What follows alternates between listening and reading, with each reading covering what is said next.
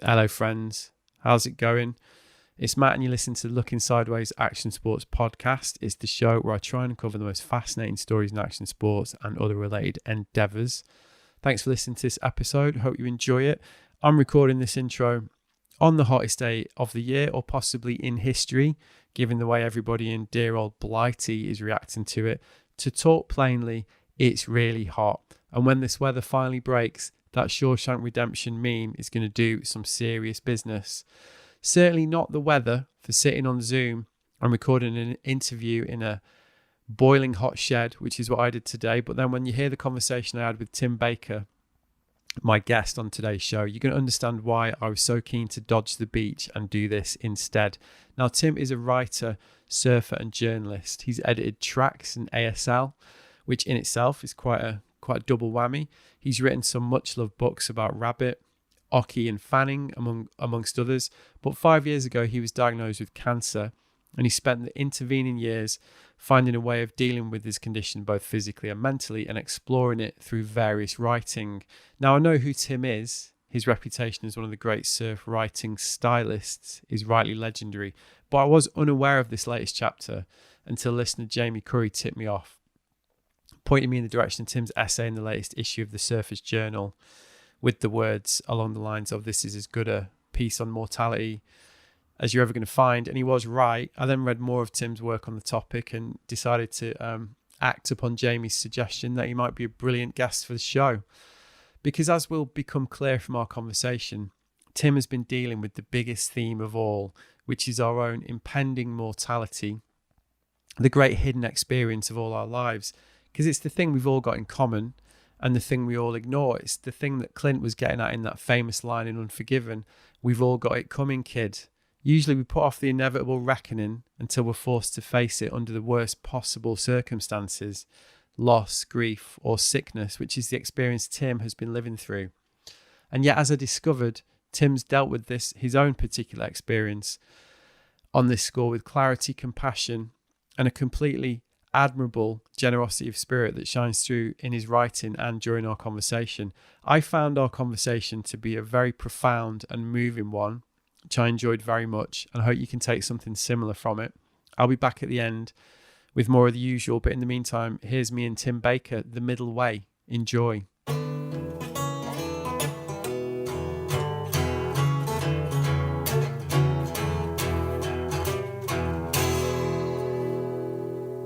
Well, one of the things I've really found so interesting about your writing about it is that paradox of, this thing that we all know is coming, but everybody ignores. And that being such a feature of the Western approach to mortality. And obviously that's, it seems to me that's what you're writing on this is really exploring, and your approach to this is exploring. So that's why I thought, well, that could be quite interesting, like if we could have the conversation in those sort of terms, which because obviously I think that's seems to be the exploration that you've been having with this whole thing, really.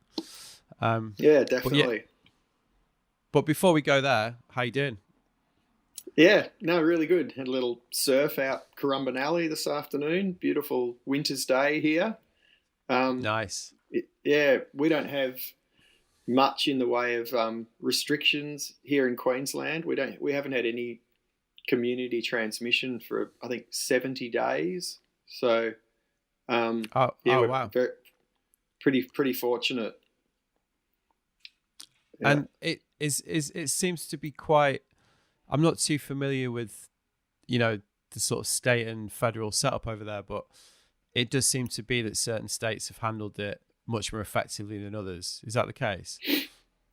Yeah, and there does seem to be a bit of an ideological divide, I think, between the kind of right and left wing state governments. We've got a conservative or right wing federal government, and I think sort of fairly predictably the left wing state governments were much keener on sort of hard lockdown, going for eradication, and the more conservative right wing state governments and the federal government have been much more about the economy and opening things up and learning to live with the virus and that kind of thing. So there's been a bit of tension between those two positions, but certainly most states, other than Victoria and New South Wales, which are our most populous states, most of the other states are more or less virus-free. And there's still a strong argument from some who are expert in the field that we should have from the beginning and still could go for eradication, as New Zealand has done. But I don't think that's going to happen, really.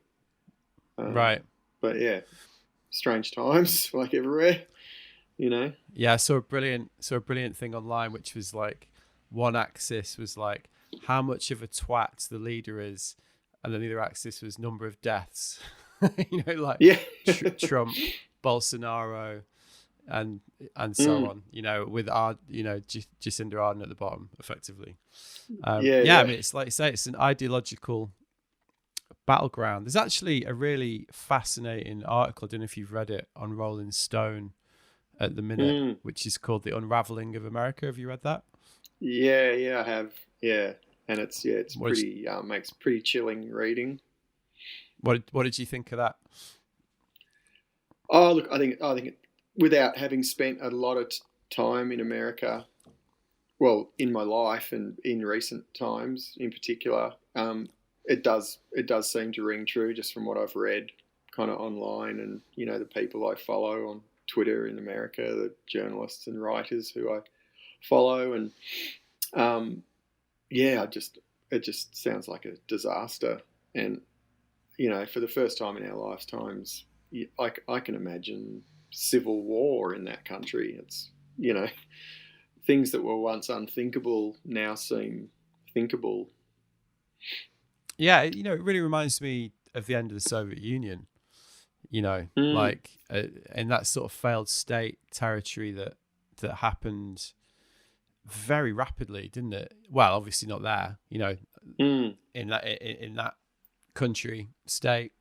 It was obviously been going on for years, but, you know, from the outside, it appeared to just happen very, very rapidly, didn't it? And it does feel reminiscent to that, with the amount of hubris that's on show, and, you know, the amount of, and that, you know, I think that article is obviously like a left-wing hypothesis, isn't it? That certainly from what I saw on Twitter, there's a lot of people that are going to strongly disagree with that, but equally, just couched in those terms of like a failed state, fading empire. It's pretty fascinating. And, you know, just to bring it back to the inevitable podcast COVID situation, it is just an interesting ideological lens, isn't it, that we've got right now, really? Yeah. As you said, with the kind of the approach. And it just magnifies the sort of the cracks and fault lines in our societies, you know, and everything from, you know, healthcare to aged care to welfare. And, you know, we have a very conservative government who, you know, have had to embrace, you know, very left-wing policies around welfare, like a lot of governments, you know, which I'm sure they find deeply uncomfortable. But you know, it's you know, I've read a lot of stuff around, you know, if capitalism's so great, how come it needs to be kind of propped up by socialism every kind of few years? And I don't know. I'm a bit of a lefty, so, as you might have gathered. Me too. But as anyone that listens to this will know. So I just do find it. I mean, you know, we had an election in December last year over here in the UK, and you know, Jeremy Corbyn, who's leader of the opposition, like the policies that saw him pilloried as basically a communist were nowhere near as left wing as of what the government ended up doing like 3 months later. Yeah. So as you say, interesting times. But it sounds like where you are, things have you managed to live life? Has it changed too much, or have you been able to kind of crack on? No, I mean, I kind of joke that I've been in training for this for years, you know, like as a freelance writer working from home, and as someone who's been living with a cancer diagnosis for the past 5 years. I'm comfortable with financial insecurity. I'm comfortable with staying home, and I confront my mortality on a daily basis. So, I feel like I'm kind of built for these times in a strange kind of way. Right. And has it affected your ability to follow the path of treatment? I'm using the inverted commas because I know from the writing that you've done, obviously that's a broad array of things you've been doing to. So have you been able to kind of continue that, or has it affected that? Yeah. No, we're really fortunate here. We've had very, very low cases in Queensland where I am, and the local hospital where I go to for treatment. From the outset of the whole COVID thing, they decided to keep that hospital kind of COVID free. And so the cases were going to other hospitals in the area. And as it was, the health system never even got close to being swamped. We've had such low numbers. So nothing's really changed in that regard. I speak to my oncologist on the phone rather than going into his office. That's about all that's changed. And right. Without sort of wanting to what's the word? Kind of give the game away too early. I've had really great news. Last week, my last consultation with my oncologist, he told me he thought I was in remission. So that's pretty exciting. Oh, wow. Wow, that is exciting because my understanding is it was a terminal diagnosis.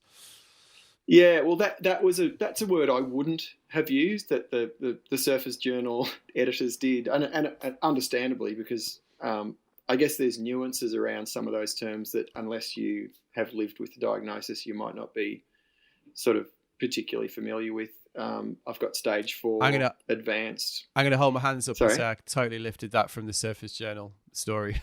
Yeah. So I have stage 4 metastatic prostate cancer, and it's considered incurable and ultimately fatal. But there have been great advances in the treatment, even in the 5 years I've been living with a diagnosis. And I also work pretty hard at it. I've tried to pick a middle line through conventional and sort of complementary therapies. And I think it's so far so good. I had one kind of big tumour in my right femur, which completely went away sort of about 2 years after diagnosis and hasn't come back. And I've only ever had a couple of other smaller ones, which based on my latest blood test and the sort of plummeting biomarkers, my oncologist at our last appointment said, gave me the happy news that he thought I was in remission. So, something to celebrate. Wow, that's amazing. So, I mean, I'm going to ask a very glib question then. How does that feel? Well, it's pretty weird, actually. I mean, I could tell you a story if you don't mind sort of drug references and sort of illegal activities being referenced. It's all on the table. It's all on the table in this thing.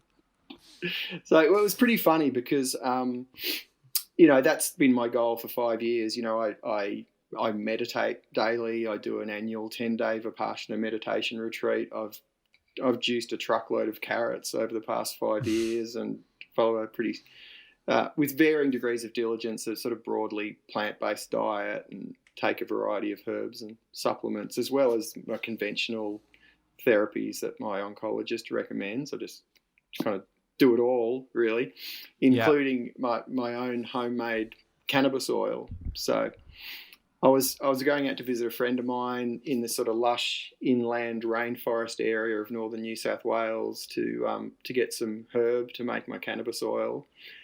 And I'll try and cut the fairly long story short. She came to the door in some agitation. There's no time limit. Yeah. Goes she came to the door. She came to the door in a state of quite high agitation and said, "Look, you're just going to have to grab it and go."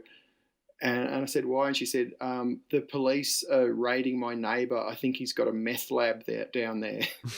And she'd woken up that morning to half a dozen police at her door, thinking she was the property that they needed to raid, and that they discovered this very sort of demure, sort of hippie flower child woman. And I Wow. say, have you got any drugs on the premises? And she's like, oh, I've got a couple of plants on the balcony. And they're like, you're not the person we're after. And they charged on down the hill to find the guy they were looking for. And Wow. so I kind of left with my my little bag of bush buds and drove down the hill, hoping to get home in time for my oncologist's telehealth call.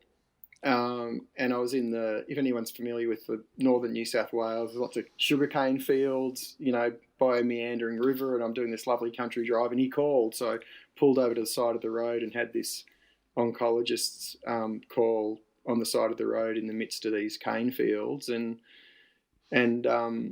my PSA, if anyone's familiar with PSA, which is the main biomarker for prostate cancer, a healthy PSA is below 3. Mine, when I was diagnosed, was 120, which is obviously very high. Recently, I'd sort of tried to go off this medication that I really hated and was sort of trying to manage things a bit more naturally. And after a few months, my PSA spiked, and it was obvious I was going to have to go back on the medication. And in the space of 3 months, my PSA went from 50 to 14 to 0.34 to 0.15, which is a pretty remarkable drop. And my oncologist is like, oh my God, I can't believe it. If I didn't see this with my own eyes, I wouldn't believe it. This is a 1 in a million result. And I said to him, well, because I'd also been exploring some other treatment, a sort of targeted radiation treatment that an integrative doctor I sort of consult with had recommended. I said, would now be a good time to try this targeted radiation while we've got it on the back foot. And he said, well, I think if we scanned, we wouldn't find anything to radiate. And I was like, what does that mean? And he said, I think you're in remission. And I'm sitting in my car on the side of the road in the middle of these cane fields with a sort of whole, what do they call them? A whole sort of platoon of cyclists just kind of whizzing by, going, this is something I've been striving for the past 5 years, and it's not quite how I pictured this moment, Wow. But yeah, very, very good news. But in a sense, it's a bit of a poison chalice, because it's been achieved using a medication which I find pretty unpleasant with some pretty nasty side effects. And so, it's only sustainable as long as I'm prepared to endure that particular treatment. And so I'm busily researching other options. And there's the prospect of just using it intermittently, which is probably not a bad sort of fallback position. But yeah, I remain hopeful of being able to kind of keep it at bay through my own efforts, however sort of naively optimistic that may be. But for now, it's a win, and I'll just take it and celebrate it. And I've learned not to get on the roller coaster. So those results could change next month. It could go back up, or I could find the medication so unpleasant that I have to seek other treatments, which may have other side effects. So it's all very unpredictable. But for now we've had a little win. So and I feel great, and I'm surfing and fit and well. So yeah, things are good. That's really amazing.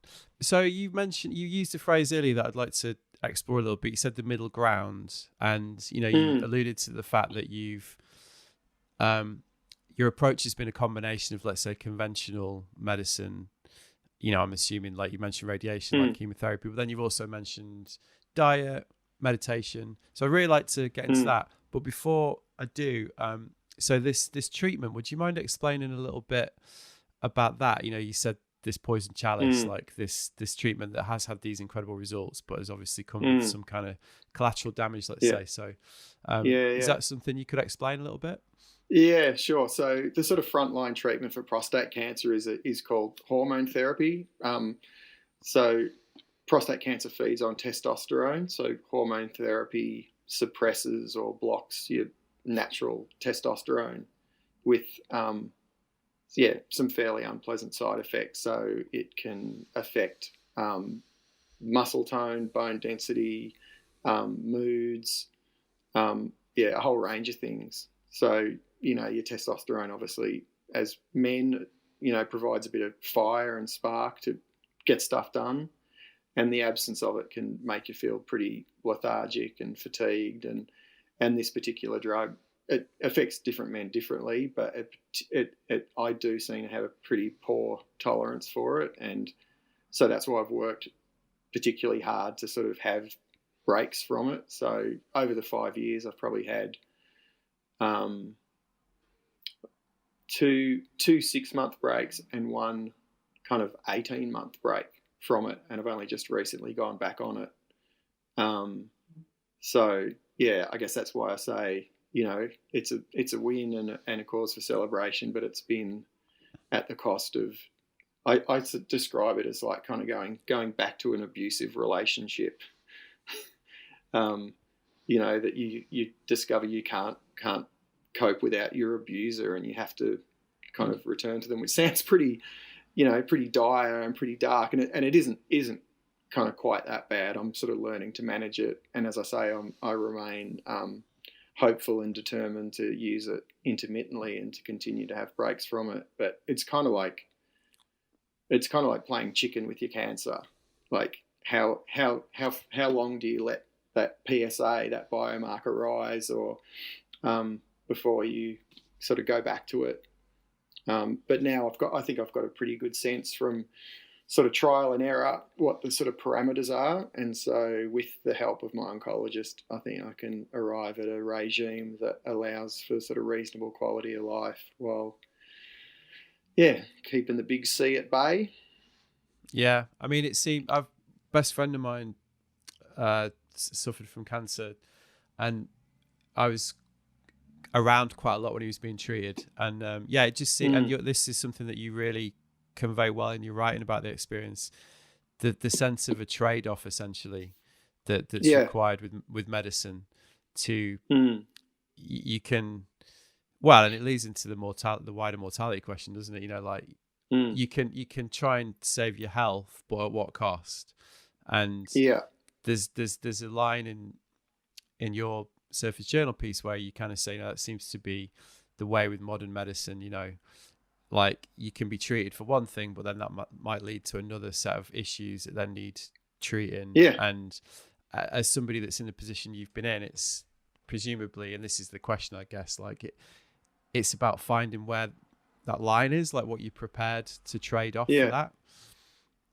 Yeah, I mean, it's a stunning business model, really. You know, they kind of sell you one treatment, and then that leads to another and another and another. You know, like this hormone therapy at one point a couple of years ago left me quite depressed, and my oncologist was recommending antidepressants, and I'm like, well, you're giving me one drug to make me depressed, and you want to give me another drug to make me not depressed. Yeah, I'm not sure that really makes sense to me. I think I might have said in that article, you know, it's kind of like the old lady who swallowed the fly, you know, if you're familiar with that old children's nursery rhyme. Yeah. And I'd probably be more inclined towards microdosing psilocybin or LSD or something than conventional antidepressants, you know. And I do find the homemade cannabis oil fairly handy in that regard as well, as a sort of mood enhancer. Right. And it brings me back to the middle ground analogy, really. Was that because it's 5 years, I think you said, right?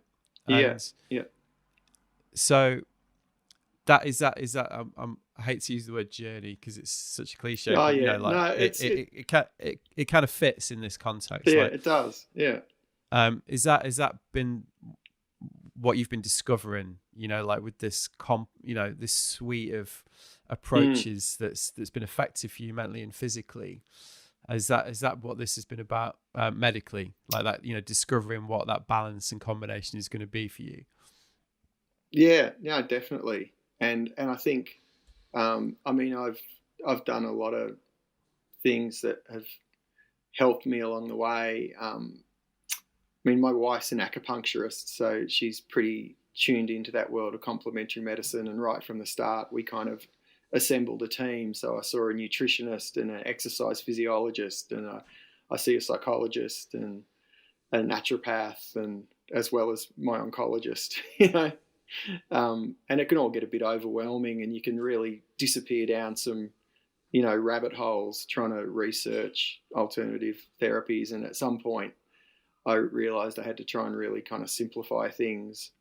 And so I came up with this little mantra, which was I just have to take my meds, MEDS, which stands for meditation, exercise, diet, and sleep. So, I take the meds that my oncologist prescribes me, but I also have my self-prescribed meds, which I feel like if I'm doing those things every day, that it's kind of keep me on the right path. And I think all those things should be part of just standard care, yet mainstream oncology still dismisses most of that stuff. They're coming around to exercise as medicine, very slowly. And even my oncologist concedes, meditation is useful. But I was told right from the start from a couple of oncologists, and we sought out the preeminent authority on prostate cancer in the country, and were told multiple times that diet made no difference, that I should eat whatever I like and it would make no difference. And that just seemed madness to me, just on a kind of as a layperson's logical level, how could what you eat make no difference?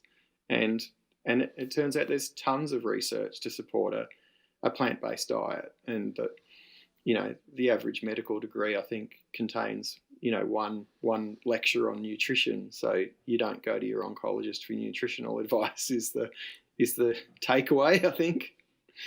I mean, I got a couple of questions on that. Did you have that approach before your diagnosis?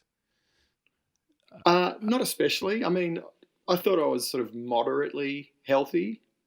And I think that can be a bit of the sort of a trap for the middle-aged surfer. I worked really hard, and, I liked my coffee and I liked my beer, and you can go for a surf a couple of times a week and feel pretty decent, But there's a lot of people feeling quite seen, I think, listening to this all of a sudden.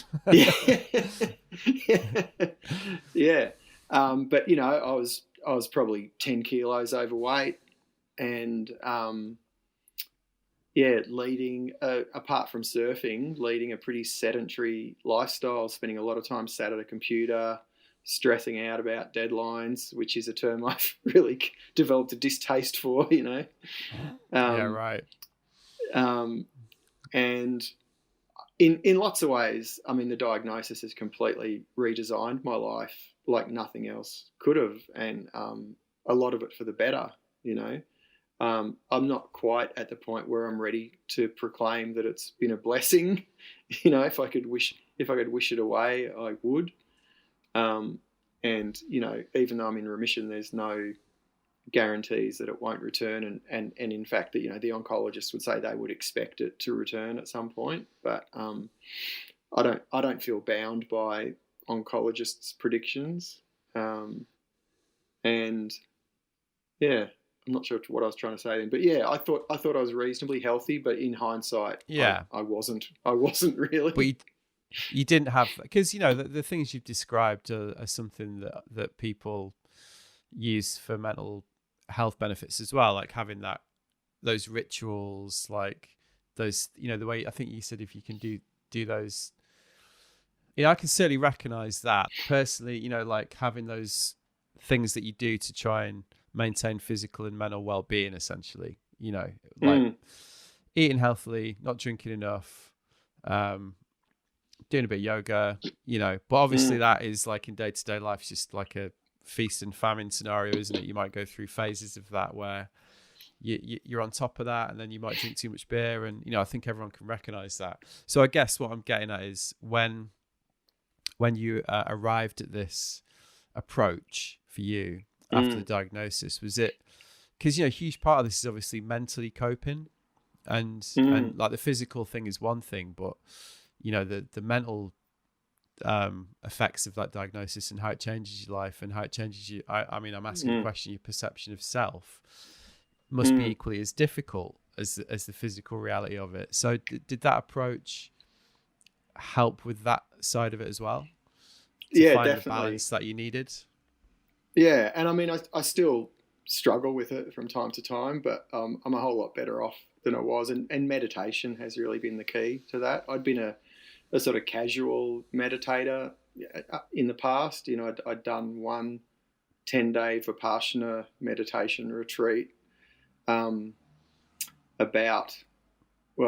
18, 19 years ago, when my wife was pregnant with our first child, as a sort of preparation for parenthood.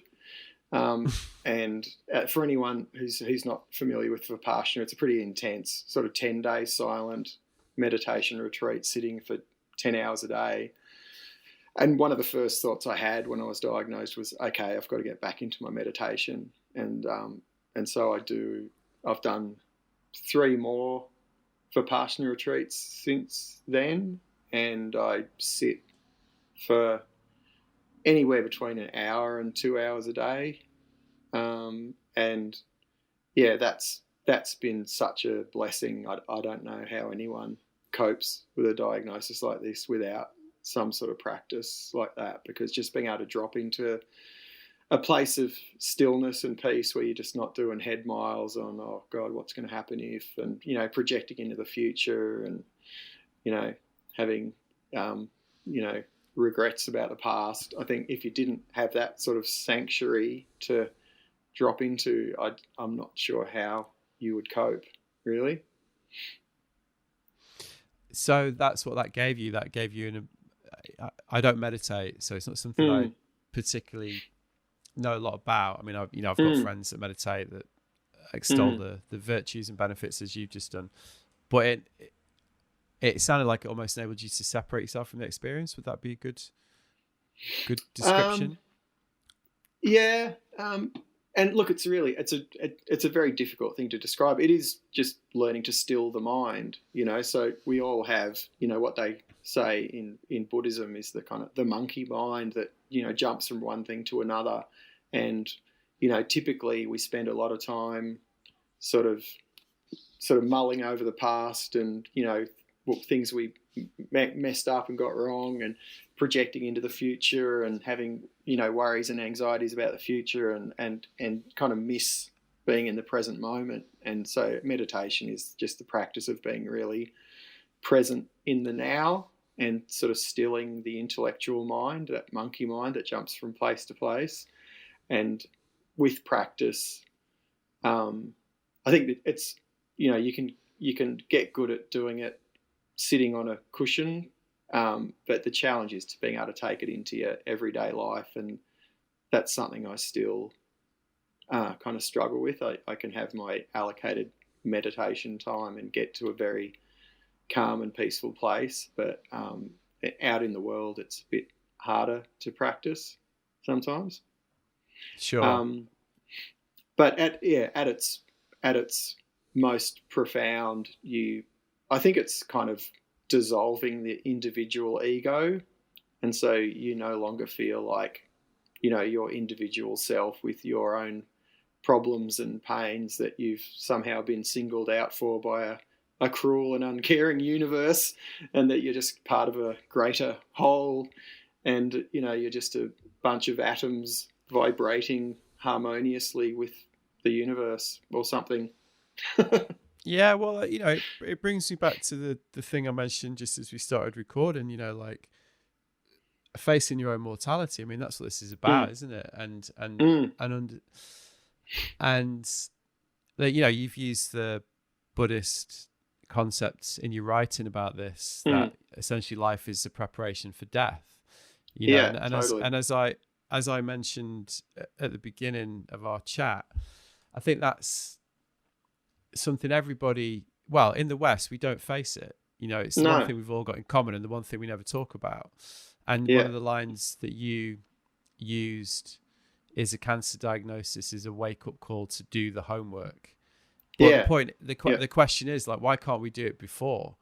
You know, like, why does it take why does it take something so calamitous that you've experienced to deal with it? You know, and I totally see that in myself. You know, I'm 44.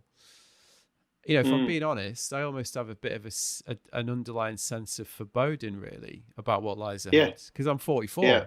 You know, like I'm obviously, like, things are going to happen. You know, and I think you know, I mentioned that feast and famine thing earlier, which for me is a real thing. You know, like I do go through these phases of like, right, I'm not drinking, I'm doing yoga every day. You know, living that version of your best self that everybody recognizes as like being in the head that you can never live up to.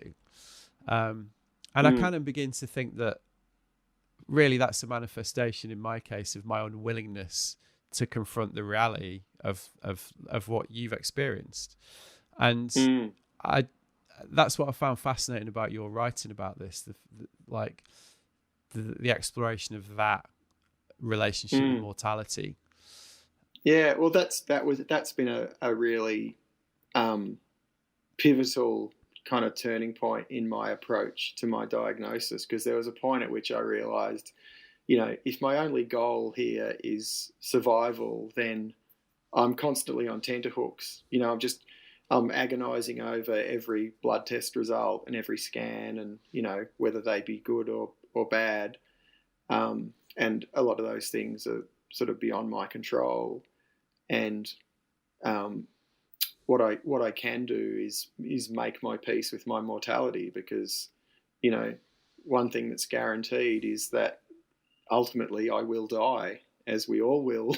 You know, I don't know when, but if the worst thing that can happen is I die and I'm okay with that, then I'm okay. And it's kind of as simple as that, really.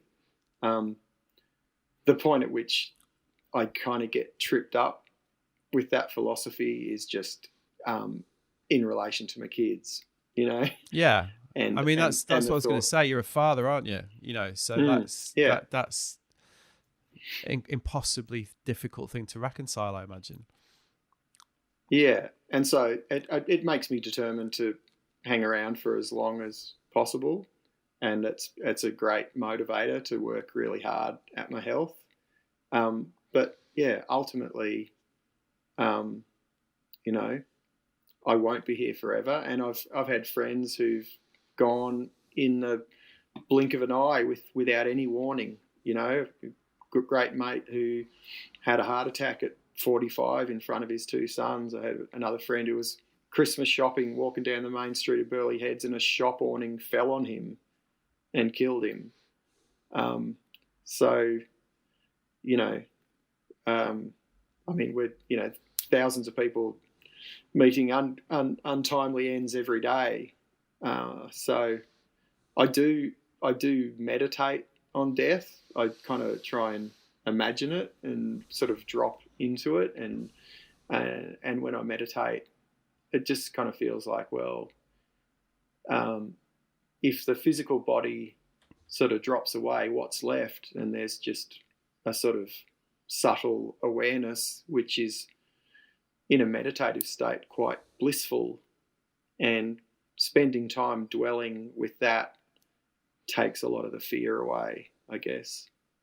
So, you know, I wouldn't say I'm there yet, but I guess I'm engaged in a process that is getting me closer to being more comfortable with that. Well, I mean, it really leaps out from your writing, and, you know, it's why I wanted to have this conversation. Really, I think we're unique. This era, we're unique in this part of the world that we live in. You know, the West, first world West, whatever. We're just unique, aren't we? And we think we're special in this regard. Really, you know, I think it's probably, for most of history, it's been much more accepted and much more of a fact of life, and something that people are much more spiritually and mentally prepared for as a result, I think, really. Yeah, definitely. And have you found there's been an ethical dimension to this, with, you know, bringing it back to the medical conversation? Because, as you've discovered, and this is not an original observation, but a big part of modern Western medical treatment when faced with these situations is almost like to keep people alive at the expense of quality of life, which presumably is something that you've had to grapple with when considering the approach. Definitely. Yeah, and I definitely come down on the side of quality of life over longevity, and prostate cancer in particular. There's a very sort of vigorous sort of debate going on around the advances in medical treatment being really successful in extending life for men with prostate cancer, but at the great expense of quality of life, and they concede that their ability to keep men alive has outstripped their ability to manage the side effects of the treatments, which seems like a fairly dubious achievement, really, to keep men alive for longer with a worse quality of life. And it says a lot about our modern medical model, which I think is much better at dealing with sort of big traumas like car accidents or heart attacks than sort of long-term chronic illness. And I've done a couple of retreats at a place called the Gawler Centre in Victoria, in southern Australia, which was started by a sort of noted cancer survivor named Ian Gawler, who claimed to have healed himself through natural therapies and meditation, and he draws a distinction between curing and healing. So, modern medicine seeks to cure with sort of big dramatic interventions that have sort of, big side effects and, but achieve, quick results. Whereas, natural or complementary lifestyle treatments seek to heal over a long period of time and reverse a disease that's probably taken years to develop. And he calls it a multifaceted degenerative disease that requires a multifaceted approach. So that made a lot of sense to me. Yeah, and I think that's why, again, I wanted to have this conversation with you, and why the work you've been doing is so important, because it shouldn't be like a zero-sum game, should it? It shouldn't be like, well, you're either gonna have the treatment in the best tradition of Western medicine, and you're gonna, or because equally there are ethical arguments on both sides. And have you found, and well, just to finish the point, your middle ground approach, as you described it, I think is something that I really understand and empathize with, because it seems to reflect the reality of how we live and how you will need to approach this. There's not going to be a magic cure, as you say, that's going to take it away, but equally there's skepticism to a degree about the idea that a completely natural approach can also be effective. So it's about finding that balance, isn't it? There are charlatans in the world of natural medicines, promoting expensive snake oil that costs people their lives if they forego conventional therapies. So I'm certainly not one to dismiss, modern medicine. But it is a fairly Buddhist sort of philosophy that the answer's in the middle way, and I'm really keen on advocating for a sort of integrative approach. And I get equally frustrated with the worlds of conventional and alternative therapies or medicine, which I've written this before. They seem to spend more time sort of trying to demonize and discredit each other than finding a sensible common ground that would best serve their patients. Yeah, exactly. So and there's like there's narratives, aren't there, that seem to be needed to be adhered to. You've used the this in one of your pieces. You talk about the language of surviving and war, and cancer porn. Essentially, I think is a phrase that you used as something that you just personally didn't find very helpful, really, when dealing with this. No, I don't really like the sort of battle language. Every person you read about who's died of cancer has lost a battle with cancer, and there's a lot of that sort of sort of battle language in cancer. And I'm not going to wake up every day and go to war with my cancer. It's a part of me and a part of my body. They're my cells. I'm going to try and make my peace with them and call a truce. Yeah. You know. Yeah. With the conventional approach, you know, you mentioned that, you know, the diet line is staggering. You know, diet will make no difference. But do you think that's a result of this sort of like polarized approach? You know, like this skepticism about this middle or even left leaning way that's, you know, a bit waftier and a bit less concrete than like the traditional approach. Do you think it is ideological in those terms? Yeah, I think there is a bit of a I call it a bit of a cultural groupthink amongst mainstream medicine and mainstream oncology in particular, that their way is the only way. And and certainly, I mean, there's a level of proof and evidence required of modern conventional medicine that is not required of natural therapies. You know, they have, you know, huge randomized double-blind clinical trials, and they have to prove beyond a shadow of a doubt that something is effective and document the potential side effects. And, you know, it's an incredibly rigorous process. So I understand the skepticism of, you know, some natural therapies, but there isn't really a downside to eating well, you know. And no one's doing, you know, those sorts of studies cost millions of dollars. So they're kind of gaming the system in a sense, because the only way you can prove things in their paradigm is to spend millions and millions of dollars running those trials, which then have to be recouped by having a expensive pharmaceutical product at the end of it that you can get a return on your investment for, you know. And so, you know, no one's doing big randomized clinical trials on broccoli or, you know, kale, you know, yeah, exactly. So, but there is, as I said, I mean, and they tend to be smaller studies, and they're not considered as sort of good quality research. But as I said, it's sort of like they're gaming the system, because you're just not going to get the resources to do those kind of studies. But even so, there is really compelling evidence and growing, I think, that you know, a plant-based diet, for example, is really effective. It might not cure cancer, but it can be really effective in improving your prognosis.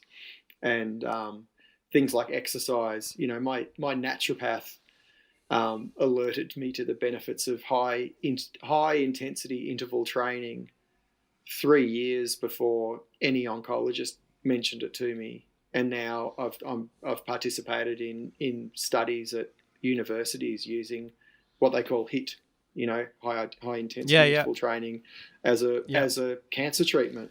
And there's, in the case of prostate cancer, it increases bone density and improves cardiovascular health, which the conventional treatments compromise. It improves mood, and it can actually kill cancer cells. And, you know, I'm not the first person to observe that if there was a pharmaceutical that did all those things, they would be shouting it from the rooftops, you know.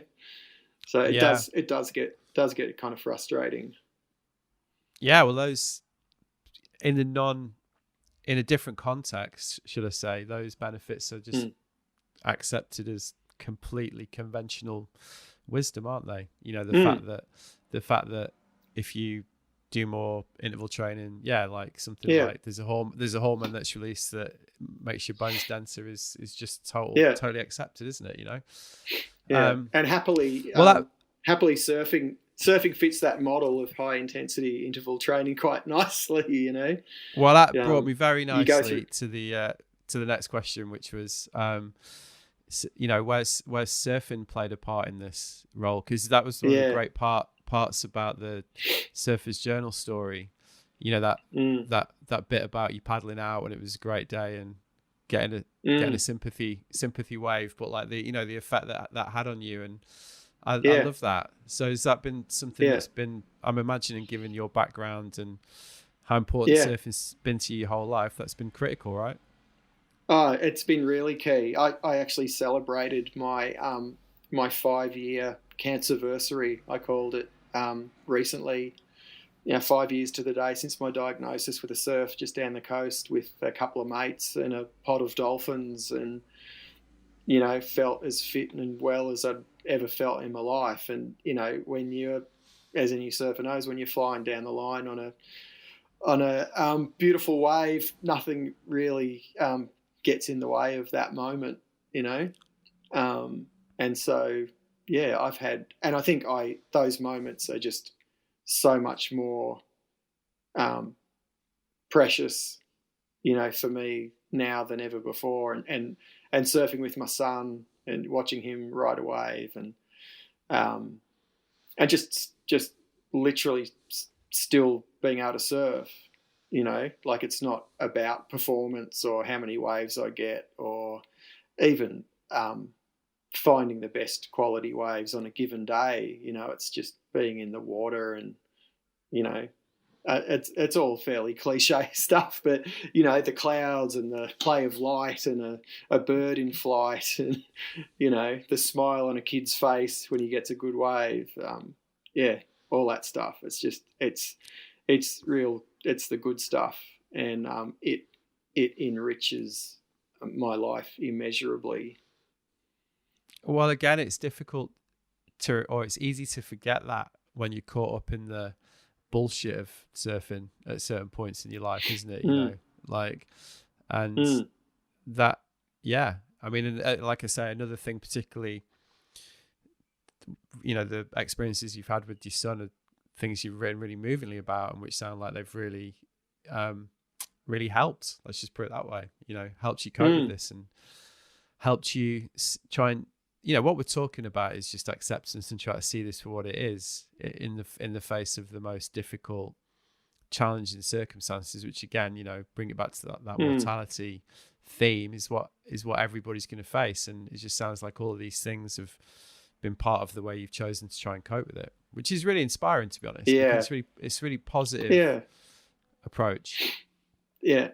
Yeah. And I think surfing is almost the perfect companion pastime for a cancer diagnosis in a weird kind of way. And I can get fairly cosmic about it at times, and I don't know if the science really supports this, but sometimes I just sort of just think of the cancer as sort of blocked or stuck energy.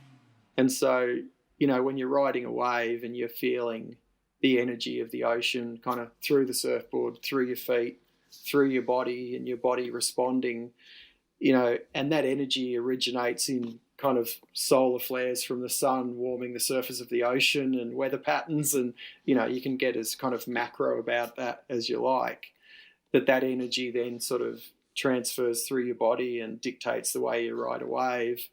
I like to think that there's a kind of a therapeutic benefit in that as well. Just energy moving in a really, pleasant and enjoyable way, I think has to be good for you. Well, humans seek out those elemental experiences, don't they? Fundamentally, and they seek them out. They invent ever more elaborate ways to try and experience them. So there's got to be something in it, hasn't there? Really, when you think of what we've constructed to try and capture that as a species, it's. It's no accident, is it really? Yeah. And I think, surfing in particular, we pile so much up on it, trying to imbue it with certain qualities or, grow an industry from it and competition and all these things. But in essence, it's just a really beautiful thing to do. And fortunately for me, it combines all these elements where you have the intense physical workout of paddling and duck diving and getting out the back. You have that sort of meditative state of just sitting and watching the horizon and the shifting shades of the ocean to detect an incoming swell, and then you turn and paddle and have the aerobic workout and sort of physical balance of riding a wave. And it combines all these things with a deep connection to the natural world. You know, it's hard to imagine coming up with an activity that would be more therapeutic, I think.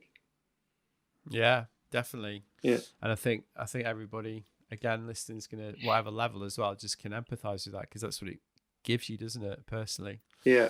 Yeah. So you've obviously been working like a lot through this by the sounds of it, and from what I've seen of your output. And you said you're writing a book. So is that about the experience? Yeah. I mean, I have continued to work. I mean, I've definitely sort of downscaled my sort of work level. You know, I joke about sort of perfecting the sort of 2 or 3 hour work day. You know, I wrote a book on the history of rip curl that came out last year, which was a really fun project. And yeah, I'm working on a book on my kind of health journey, and I've also just been accepted as a PhD student to use that book as a basis for a PhD. So oh, wow. I'm pretty excited. Yeah, pretty excited about that.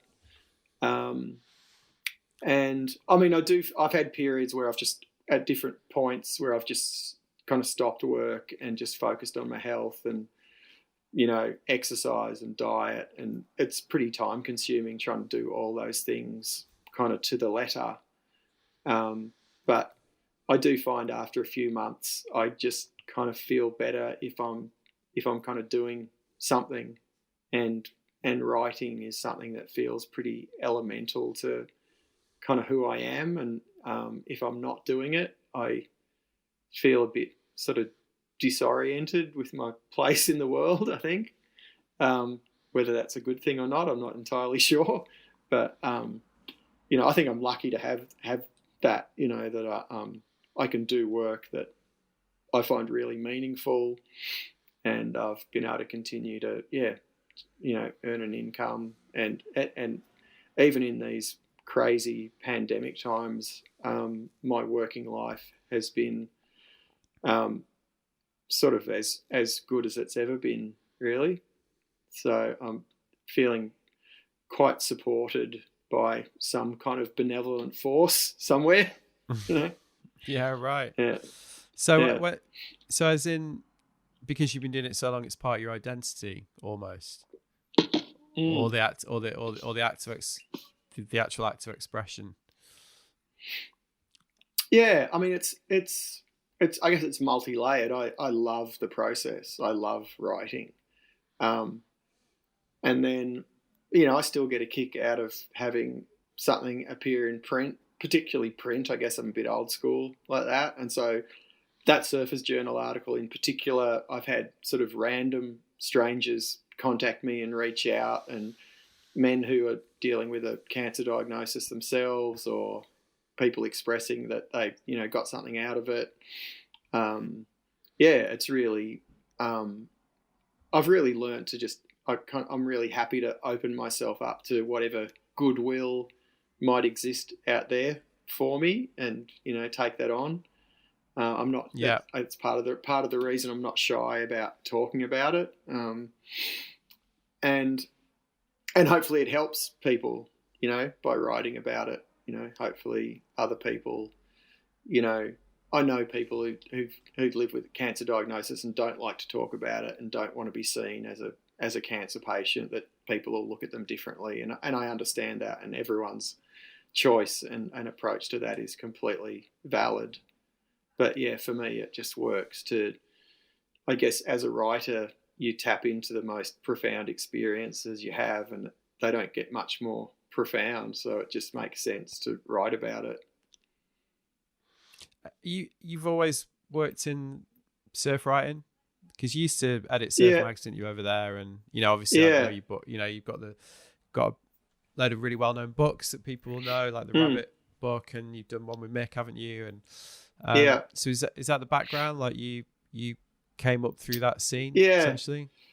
Yeah, well, I did this sort of traditional newspaper sort of cadetship, it's called in Australia. I'm not sure. It's probably a similar system in the UK and a lot of countries. I studied journalism at university while working at a newspaper, kind of like an apprenticeship, like doing a trade and doing trade school. So, I have a Bachelor of Arts in journalism, and I worked at a metropolitan daily newspaper in Melbourne called The Sun, which was a shocking tabloid. And is that a Murdoch? Yeah, it was called the Herald and Weekly Times then, but it is part of the Murdoch stable. And I lasted a couple of years. Just a quick one on that. There's an amazing documentary about the Murdochs on over right now. Is it on in the States as well?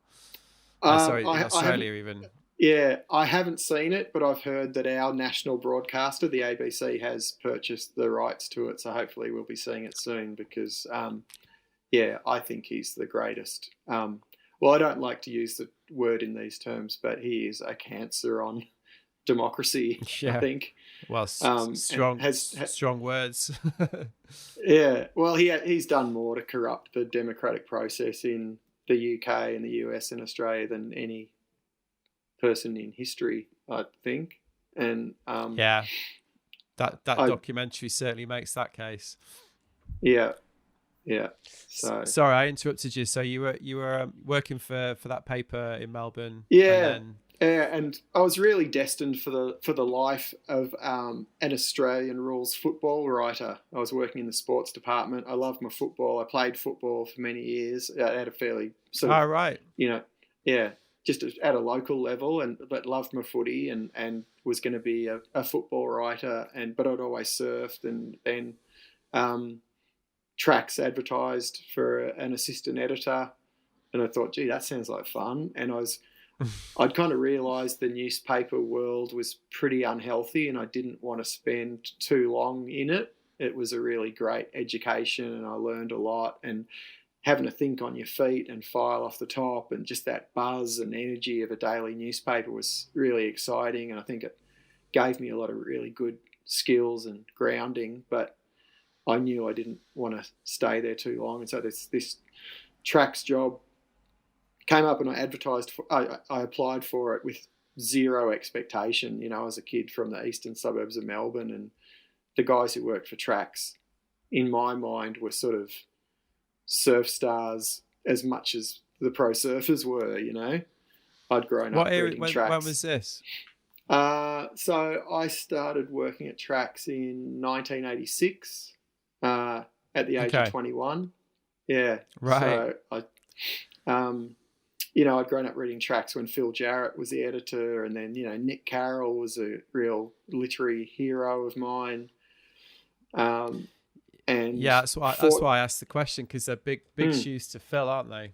Those fellas, still legends now, aren't they? So yeah.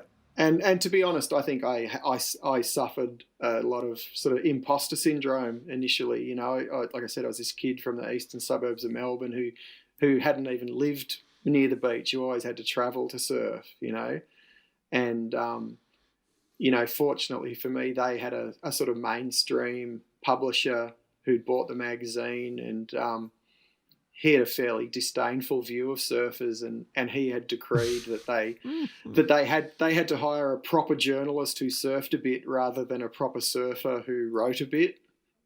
And that's I guess classic. So I guess I was the beneficiary of that fairly kind of what's the word? Sort of bigoted view of surfing. That's funny. Yeah, and in landing the job, I mean, there's a lot of funny stories about that guy and that era of Tracks, because I had visions of Tracks in a little timber beach house at Whale Beach with a bong in the corner, and lunchtime surfs, and they were in an inner city mainstream publishing house with this fairly sort of urbane Englishman as a publisher who also published, amongst other magazines, published Australian Playboy and a cricket magazine, and my favourite story about him is that when the the head honchos from Playboy International came to the office to sort of do a tour of the building to see how their Australian licensee was going. He got to the Tracks office and told them it was a broom cupboard and didn't take them in there. I think I went there. Like a good mate of mine's a guy called Ben Mundy. I don't know if you know Ben. He used to. He used to. He was. I think he was like well, he probably did everything at Tracks when he was there. But yeah, I was in Australia 2003 when he was at Tracks. I was running a snowboard mag over here at the time. So I went. I'm pretty sure it's the same place. And I remember being pretty like, all right, this is it. Okay, you know. But the heritage is amazing, you know. When you look through I went and look at all the archives, and it was proper history of Australian surfing right there, isn't it? You know. Yeah, but it might have moved a couple of times since. Like I was we were in Darlinghurst, Crown Street, Darlinghurst, and then I think we moved to Rushcutters Bay, and then I think they moved somewhere sort of even more inner city, sort of in the Chinatown area of Sydney. That's where I went. That's where I went. Yeah. So that was a bit after my time, but there was still definitely a sort of a vibe and a legacy. It wasn't that kind of Whale Beach house, which I've been kind of picturing. You know, there were junkies in the laneway out the back, and yeah. Well, when we ran that snowboard mag, it was based near Oxford. And and we were like, come on, we can't. We're going to move to the Alps, you know.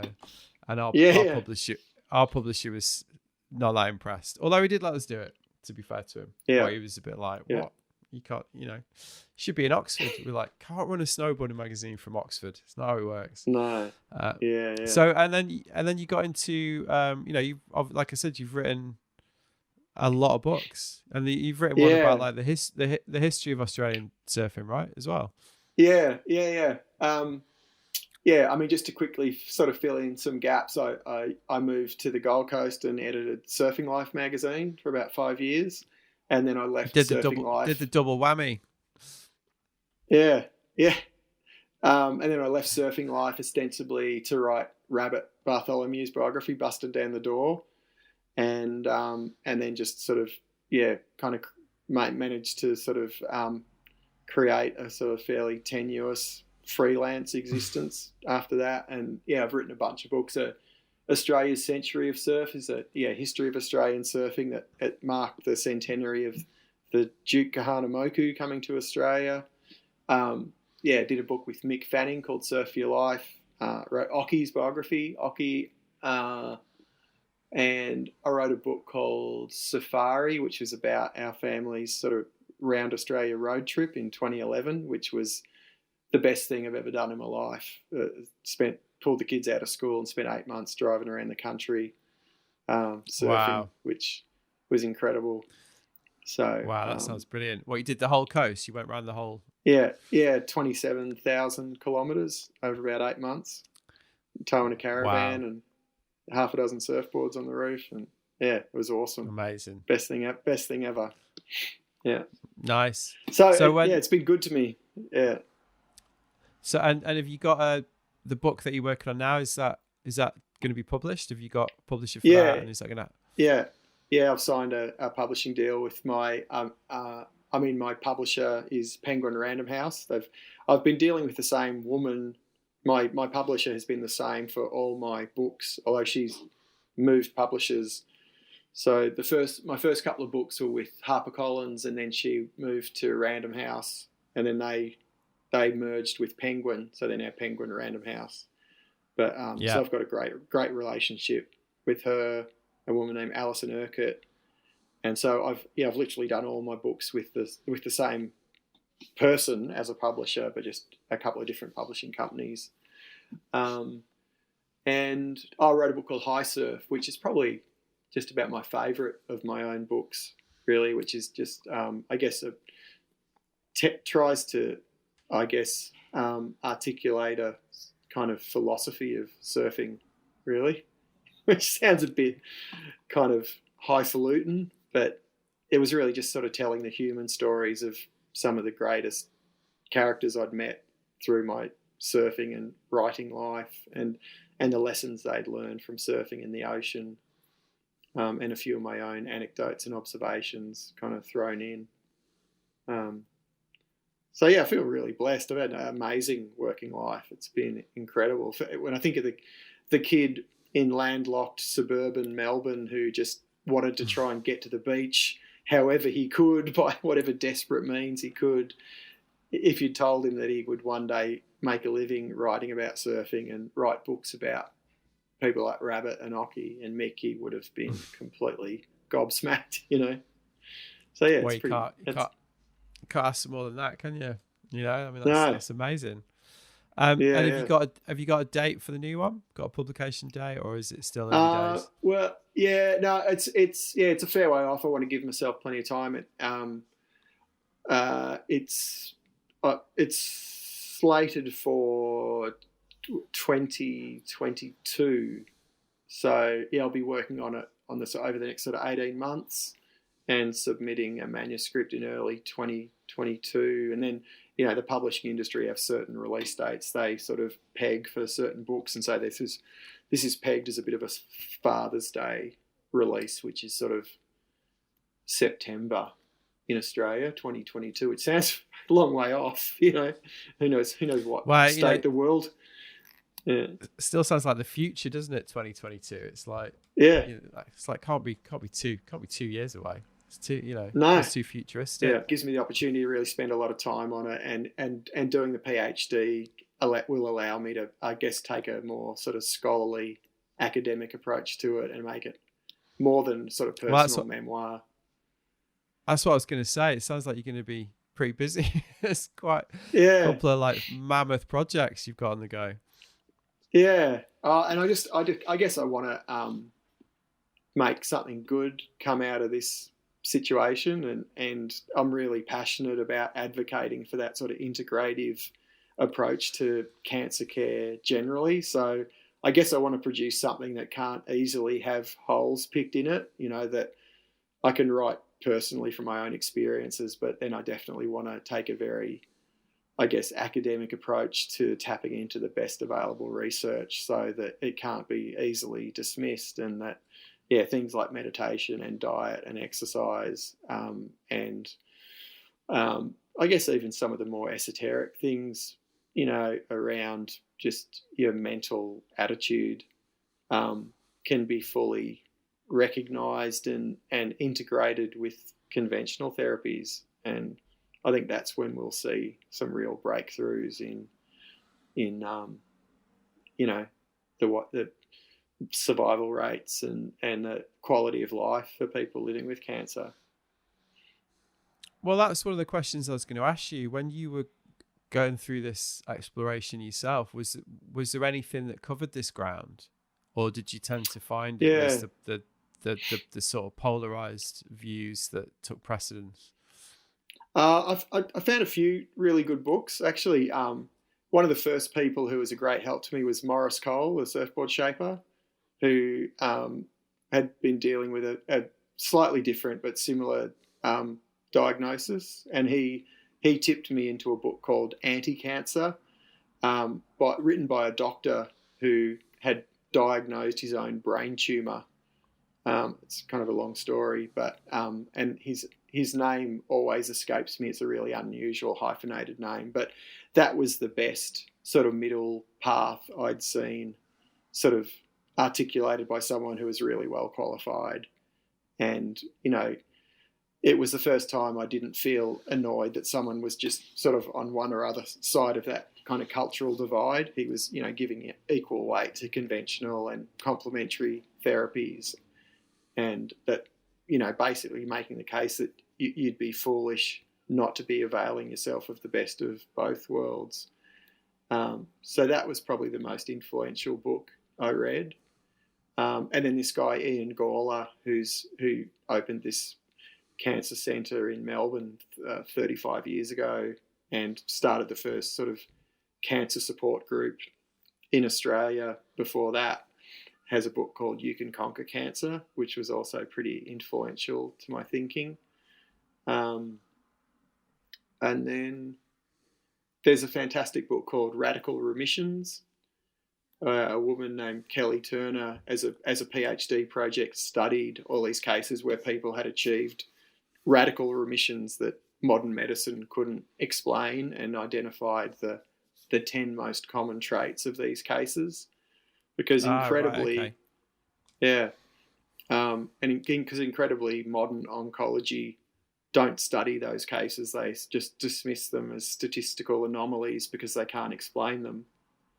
And interestingly, she went into it expecting to identify, particular diet or herbs or supplements that were effective, and she ended up concluding that a lot of the factors were kind of spiritual, emotional factors. That was people who had a strong will to live, people who had found a spiritual dimension to their diagnosis, who took a fairly sort of metaphysical or sort of esoteric view of perhaps why the cancer had come, and had made some sort of progress in sort of making their peace with it, were the ones who seemed to fare best. And that was also really influential in my thinking. So when you said you want to make it robust and attack proof almost, so obviously that begs the question: you expect, presumably, there's people that disagree with the approach that you might outline, or are you? It's almost like you try to preempt that with the approach. Is that right? Is that something you're concerned about? Yeah. It's just a very live debate, I think, in all around the world. I mean, we had a very famous case in Australia. There was a woman named Belle Gibson who was, as it turned out, was a complete phony, and she had falsely claimed she had cancer, and then had pretended to cure herself of a cancer she never had, and without any double checking, she became a huge sort of Instagram influencer, and she got a publishing deal, and she wrote a cookbook on how to heal yourself from cancer, and then it all sort of came to light that it was a complete hoax, which made, I guess, that sort of market for cancer self-care books a little bit sort of troubled, and made publishers really wary. And so I'm just, really determined to kind of distance myself from that kind of thing. And certainly not someone who's trying to convince anyone not to follow their oncologist's instructions, But I like the idea that Ian Gawler promotes, that you treat your medical specialists as consultants, and you question them, and you push back, and you don't just blindly follow everything they say, and you do some of your own research, and you sort of come to them with lots of questions, and you make a bit of a nuisance of yourself, Yeah. At the same time, I've spoken to integrative oncologists who embrace that sort of middle path, who say, the typical oncologist regards their patients as a what did he call it? Like a delivery system to transport their tumours to them.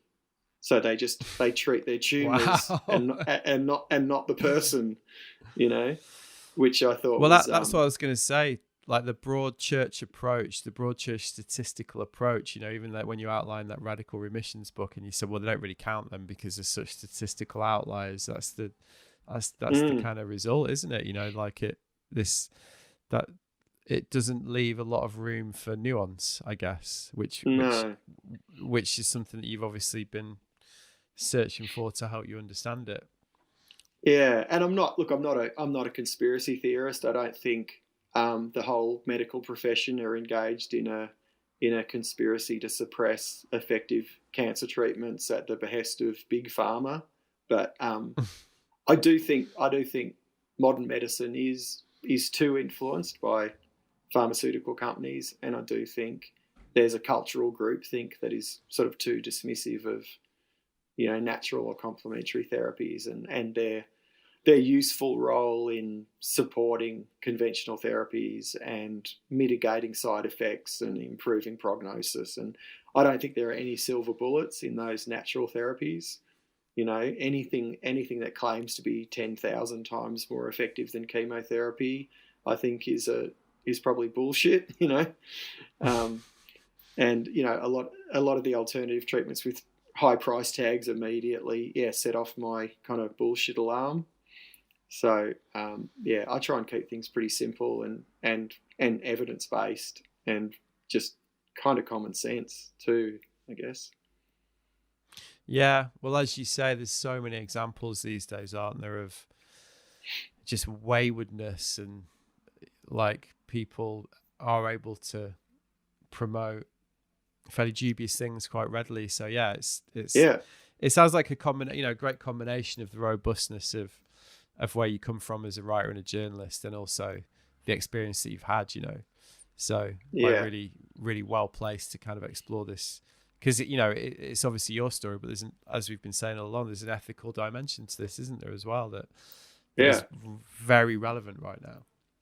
Yeah, and we've spent, as a society, we've spent trillions of dollars in the sort of the war on cancer, and it's kind of gone as well as the war on drugs or the war on terrorism, and I think it's time to take a broader view, and I've reached out to some sort of academics in the field who are really keen to collaborate and can see the value in having, someone with actually having, the lived experience, who's also a journalist and a writer, who can, give that sort of first-hand account of how it is from the inside, and what's helped and what's been useful. And I'm not trying to give unqualified medical advice. I'm wanting to speak mainly to sort of quality of life issues, which I think I can write about with authority, because I'm living it. Yeah. Well, that's your story is the proof, isn't it? Basically, it has completely enabled you to get through this approach, which is remarkable, really. Yeah, and I want to kind of use myself as my own guinea pig. Like, I was just driving along today, listening to a radio program about art therapy, and how there's a program called something like art on prescription, and so therapists prescribing art classes for people with chronic illness or depression or anxiety as a form of therapy. And I thought, maybe I'll do some art classes and see how that feels. So it's a great project to have,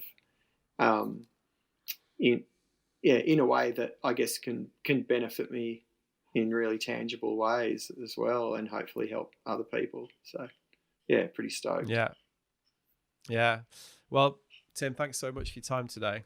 That was really great conversation. I really enjoyed that. Thank you.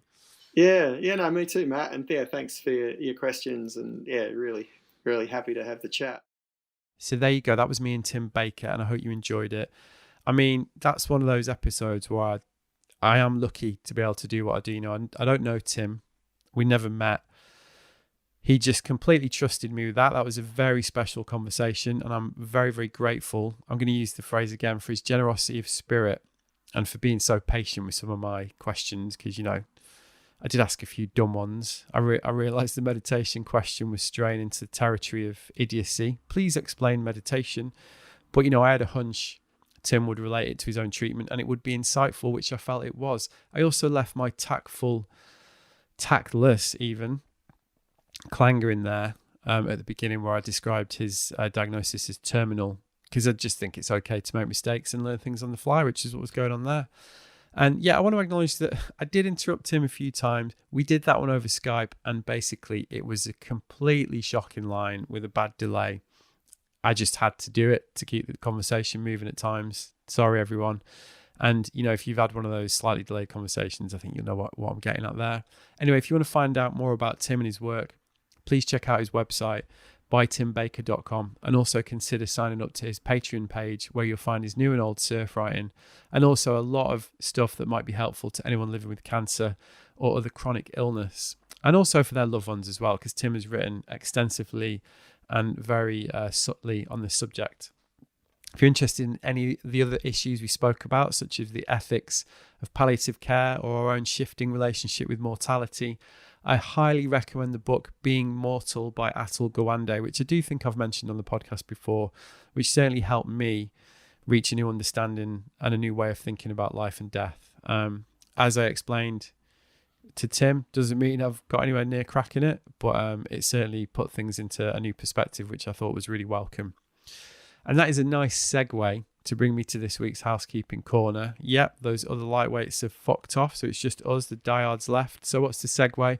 Well, just to say that book recommendation is the type of thing I share in the blogs I publish over at my website, and also through my fortnightly newsletter, where I share the 10 things I think are worth sharing every time. No spam, just thought-provoking and hopefully intriguing links that speak to our modern culture of action sports and the wider world. The blog has contributions from recent guests.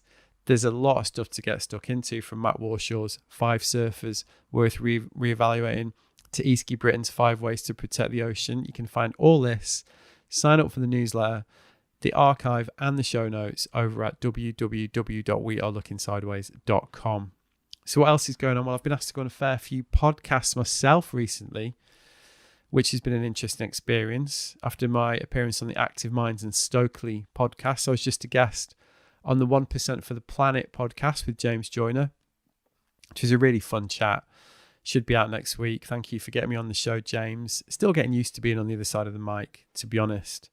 But it's a good insight into how it feels when I'm firing dumb questions at people. I've also been chatting to a friend of mine about another idea, actually, over the months. A Looking Sideways meetup, gathering or event. Hold on. I mean, it's something we've been discussing for a while, me and this friend of mine. I guess the idea we've currently got is some kind of cross between the Do Lectures and the Meltdown Festival. Yeah, blimey. Now, I mean, I really like the idea of getting guest curators to come in and help me put a program together.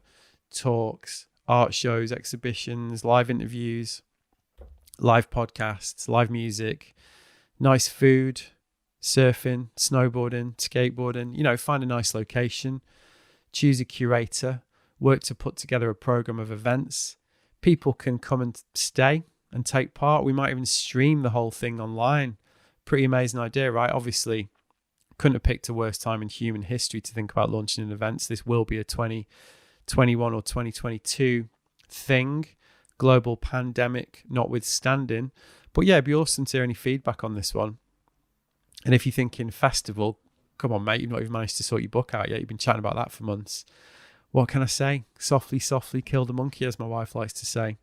On which malapropistic bombshell, that was for you, Ben and Paul, I'm off for this week. Hit me up with any feedback to podcast@wearelookingsideways.com or over at Instagram @WeLookSideways. Nice one.